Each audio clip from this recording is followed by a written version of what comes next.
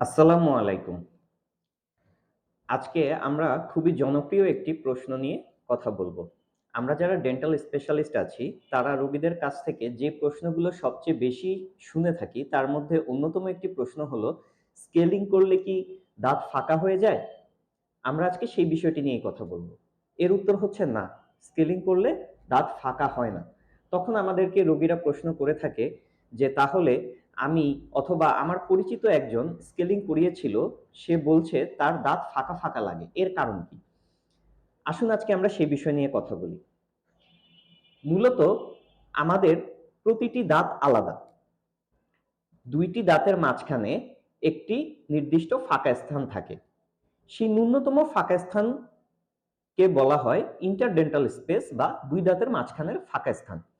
আমরা যখন কোনো খাবার-দাবার খাই, তখন আমরা যে ব্রাশ করি, ব্রাশ দ্বারা সবসময় ইন্টারডেন্টাল স্পেসের যে খাবার-দাবারগুলো জমে থাকে, সেগুলো পরিষ্কার করা সম্ভব হয় না। এর জন্য দরকার ফ্লসিং। কিন্তু আমাদের দেশের বেশিরভাগ মানুষ এই ফ্লসিং এর সাথে পরিচিত না।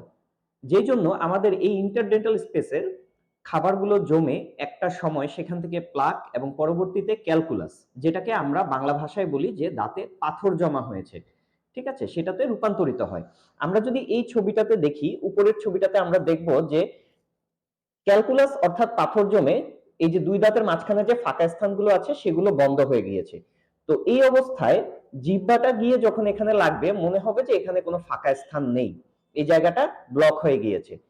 তো স্কেলিং এর কাজ হচ্ছে এই যে ২ দাঁতের মাঝখানের যে ময়লাগুলো, প্লাকগুলো, ক্যালকুলাসগুলো, এগুলোকে অপসারণ করে দেওয়া, সরিয়ে দেওয়া, যার ফলে মাড়ি, দাঁত এগুলো ভালো থাকে। মাড়ি রোগ দূর হয়। তো এই যখন আমরা এই ক্যালকুলাসগুলো সরিয়ে দেব, তখন এখানে দেখা যাচ্ছে যে ২ দাঁতের মাঝখানে ফাঁকা স্থানগুলো স্পষ্ট, এবং এখানে যখন পরবর্তীতে জিহ্বা গিয়ে লাগবে, তখন এই ফাঁকাটা ফিল করা যায়। তো এটাই রোগীরা আমাদের কাছে বলে যে, আমার দাঁত কি আসলেই ফাঁকা হয়ে গিয়েছে? আসলে না, দাঁত ফাঁকা হয়নি। এই যে ফাঁকা স্থানটা আছে, এটাই আপনার জন্য ন্যাচারাল, এটাই নরমাল। কিন্তু উপরের যে অংশটা আমরা দেখেছি, যেটা হচ্ছে প্লাক বা ক্যালকুলাস, এর আধিক্য দেখা যাচ্ছে এখানে, সেটা আসলে নরমাল কন্ডিশন না।